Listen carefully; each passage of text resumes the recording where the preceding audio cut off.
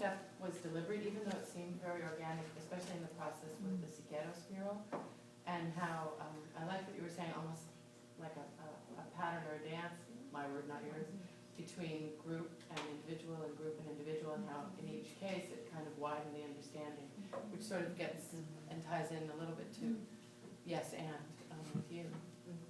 Our understanding of learning as a social engagement, but we come apart and then come together with language to really develop them.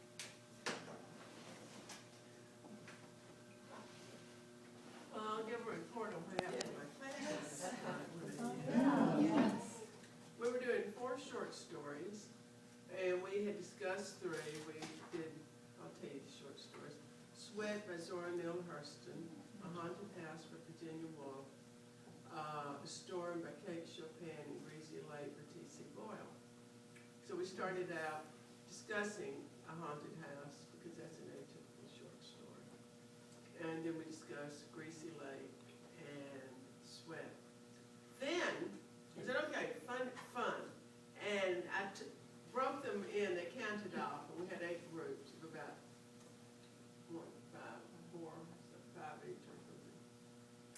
And they did a lottery, so each group, so I put all 4 stories in twice. And they had to pick, they had to talk about it and choose, each student choose a quotation they thought was really significant for the story.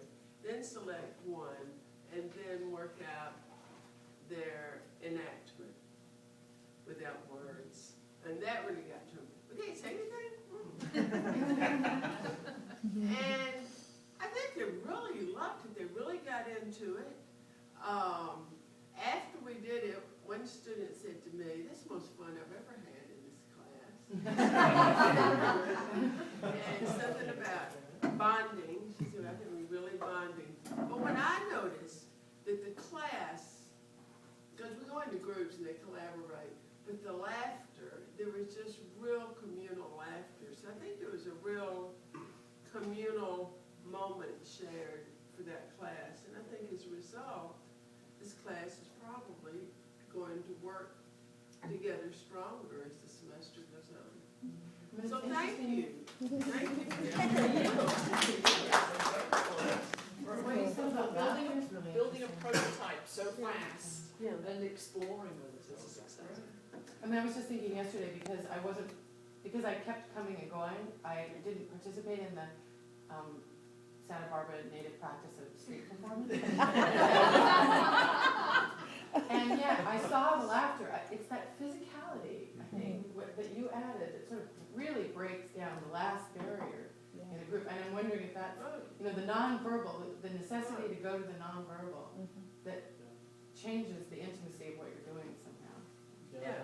I had a video, last night when I was in my room, I took video from LACMA, from a workshop I did there, and I had no microphones, I couldn't hear anything anybody was saying, but it's just like, the laughter would break out, all I could hear was laughter, and then everybody laughed. It was really interesting, that's all the record I have of that. It's docents laughing in the art museum, I mean, that's great. What I thought was really great about the tableau, that's what I was calling it, was like a tableau, but the thing that also kept us kind of on the edge was you kept tweaking it with each group that you had. You kept asking us to do something slightly different. So, we were prepared to show our scene, but we didn't know, from one group to the next, what little change you were going to make. And they were subtle, but I think that it really made it even more interesting, because you just kind of built in at a moment's notice. Well, instead of doing that, do it this way, and I like that additional part to it as well. Well, I think the physical component, it doesn't just add to the community, the depth of community, it also adds to the depth of understanding. And Mike, I still go back to your thing that you did last summer with that huge piece of art where we made sound effects through it and walked through it, and we did all these things, and you started out with a piece that I didn't like and didn't understand. Were you one, because we were faced away from the piece? Yes. And then I said, everybody, we're going to do that piece, and you turned around and you went, oh. For those who weren't there was this big gallery, and there was these two huge pieces of very modern art, abstract art. And there was one behind us, which I've seen before, and I didn't like. And there was another one, and he had us all face at him, and I actually said to the person next to me, thank God we're not working with that piece. Because he talked for like 20 minutes, and he said, now turn around, we're gonna be working with this piece. I'm like, oh shit. So it really adds to the depth of how you can connect to art, literature, how you can understand it by physically. Yeah, and so I think that's wonderfully brought together two of the significant pieces for us. One is talking about, we talked a lot yesterday about community matters, and we know that, say, learning is social, that basic human exchange. But we are also wanting to attend to and honour some of the particulars of art, some of the particulars of the subjects, literature, whatever it is that we're looking at. So here we are saying, something is going on that's doing both, and that's what we want to be very attentive to how that happens, not just as a wonderful running through the woods, sort of happy little anything goes, but a very carefully managed process. And we sort of were theorizing that our model of responsive design gives us a way to look at these processes of exploring, envisioning possibilities, and then actually enacting to build and test and prototype and learn from what we find out. As you know, we've got a lovely example. Mike was doing a prototype yesterday. He hadn't ever done this before on the streets of Santa Barbara, and we've had another prototype in our literature class. I do want to add something. I really like the Joker aspect of the hat changes, but I didn't have time to work it in last night. But I just think it's great and working with it, because I'm always talking about, why did the writer choose this word instead of this word? Why this particular movement in the scene? And having that Joker come in and do it like that, that shows what I'm trying to convey. And then when the Joker makes something or adds a twist, the artist can respond and makes an appropriate choice in a kind of pre-reflective moment, right? That afterwards you may go, oh, I did that because I felt this, but the moment, and I think the writing is often like that, and the students don't trust themselves sometimes as writers, that they're making apt choices, that those choices add up to things, but that real authors do that, because they're really smart and everything is a really conscious choice, and yes, the green light is a symbol, and, but at some point, the author, it was right. Right. Sometimes those accidents you make too are so fortunate. Yeah. I notice a lot of that when you're working on the computer.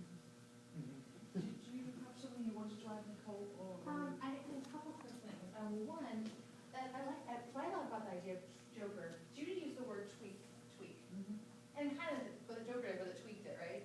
But I love the word Joker specifically because it adds an element of fun. And I just feel like that is the thing that's left out most often from the process of learning, or from the idea of, okay, we're gonna learn something. And so often we're gonna learn it, it's gonna be hard, difficult, when really we're playing. And I like the word Joker because it just, a Joker plays. And nothing serious about a Joker. So I like that. And secondly, a couple days ago we were sitting having coffee and Anne said something very brilliant, and it spoke to this kind of the dance between the group and individual. And I had to put it up here because when she said it, her light bulb went off. We all saw it go off at the coffee house. And she said, when you're talking about this, individual noticing, and then we go out to the group, and then each individual knows, and we go out to the group. And she said, well, it's like breathing. And you breathe in, individual, and you breathe out, and you kind of work with the whole group and breathe in. Anyway, just brilliant. I want to make sure that thank you all board. And one thing I really liked about the Joker too, as someone who teaches English as a second language, is that it took it to a level where the kids are having a conversation about just noticing, to the higher level of, now what happened, or how did this change, and having to use a different type of language to talk about what was happening. Yeah, sort of a shift, Right. complexity like a trickster does, Yeah. because it's the outsider that, moves in, you can play between both worlds. Okay, we've sort of pulled us